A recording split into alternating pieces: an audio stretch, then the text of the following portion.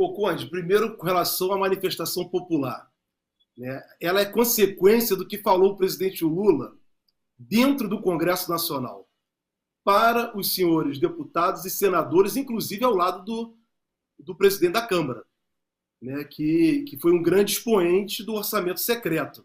Ou seja, o presidente Lula deixou muito claro: quem praticou delito, não importa qual a natureza, tem que responder. Inclusive eu entendo, Conde, essas violações constitucionais, né, de ausência de transparência, né, quebra do princípio republicano, como nós verificamos com o tal do orçamento secreto, que possibilita todo tipo de fraude. Né, possibilitou todo tipo de fraude. Então, o presidente Lula deixou muito claro: quem praticou crime irá responder como qualquer um. E parece que hoje também ele deixou isso claro na manifestação dele, pelo menos assim eu entendi, né, nessa manifestação pública que ele fez na reunião ministerial. Agora, o povo falou exatamente o que o presidente tinha anunciado dentro do Congresso: anistia não, porque os crimes praticados, né, durante o governo do Bolsonaro, Conde, são muito graves.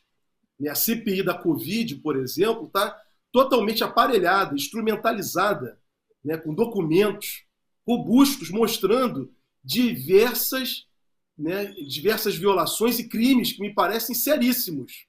Tanto é que tem segredo de 100 anos para o Pazuello, que é uma coisa inacreditável, totalmente inconstitucional tudo isso. Então, Conde, o povo simplesmente está exigindo que se cumpra, né, que se faça justiça. Agora, de que forma justiça? E aí foi bom você colocar que, inclusive, domingo aqui na TVT, eu tive a possibilidade de falar isso durante a cobertura aí da posse do presidente Lula. O Conde, nós temos que não abrir mão, como você mesmo já falou aí, nós erramos em não fazer uma justiça de transição na mudança do regime, né, de 64 para 85. Nós não fizemos. Na Constituinte, também isso não foi levado com seriedade. Realmente a tutela prevaleceu, infelizmente a tutela prevaleceu, né? Essa tutela, inclusive, que gera essas abordagens equivocadas de uma interpretação do artigo 142 da Constituição, né? Os que são defensores da ditadura, da tortura, né, a todo tempo está pregando por intervenção militar, o que não existe na Constituição brasileira, não existe essa figura de intervenção militar, não existe. Então, Conde, nós temos que levar com seriedade isso, porque tudo o que acontece no país hoje, por exemplo, as chacinas que ocorrem nas periferias, as matanças que tem, né, eu estou no Rio de Janeiro, né, em 2 anos aqui, nós tivemos. Aqui no Rio de Janeiro tem uma quantidade infinita de casos que eu poderia citar, de assassinatos, de matanças feitas pelo Estado brasileiro por meio da polícia. Então, quer dizer, isso tudo é consequência de um passado não resolvido da ditadura. O fato de nós não termos feito uma justiça de transição, o que leva as pessoas nos botequins, né, até em famílias, inclusive, de uma forma que eu teria vergonha, mas as pessoas manifestam, tem que matar mesmo, bandido bom e bandido morto, tem que torturar. Quer dizer, é um processo, Conde, que nós temos que fazer, essa justiça de transição, não é só punir, é muito mais do que punir, é educar. É educar. Porque há toda uma consciência no Brasil, né, em razão, inclusive, da escravidão, do genocídio dos povos indígenas, tudo isso foi sendo permitido no Brasil. Morrer aqui no Brasil 10 pessoas, 20 pessoas, não causa nenhum impacto, como vimos, por exemplo, em Eldorado dos Carajás. Como nós vemos todos os dias assassinatos que são praticados pelas polícias, que matam crianças, matam mulheres, matam idosos, né? Pessoas negras são as mais vulneráveis, que mais sofrem. Então isso tudo é consequência de nós não termos feito uma justiça de transição com seriedade, né? De tal modo que não só a justiça de transição buscar a justiça, mas também buscar uma reparação, né? Uma forma de se restaurar, uma justiça restaurativa também.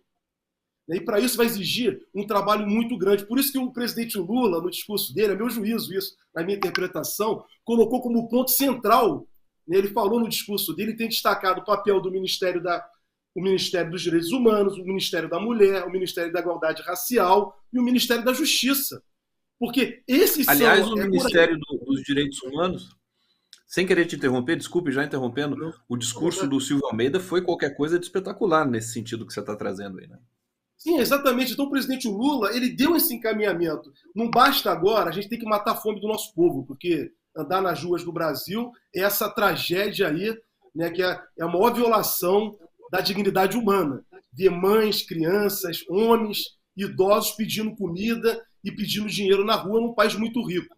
Então, isso é um ponto fundamental. Temos que matar a fome do nosso povo, isso é imediato, é urgente. Mas também teremos que caminhar paralelamente com esse conjunto de ministérios, com esse conjunto de ações, de fato tornar o Brasil uma democracia.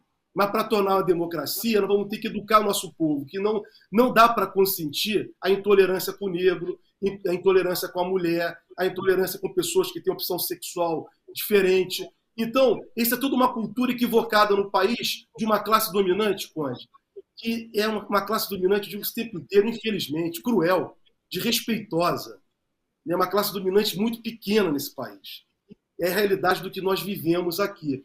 Então, para concluir, eu diria para você que, necessariamente, o que o povo falou quando pediu anistia não, é exatamente isso, buscar os responsáveis. E o Bolsonaro é a caricatura, né, de tudo de mal que representou a última ditadura e do filhote que veio.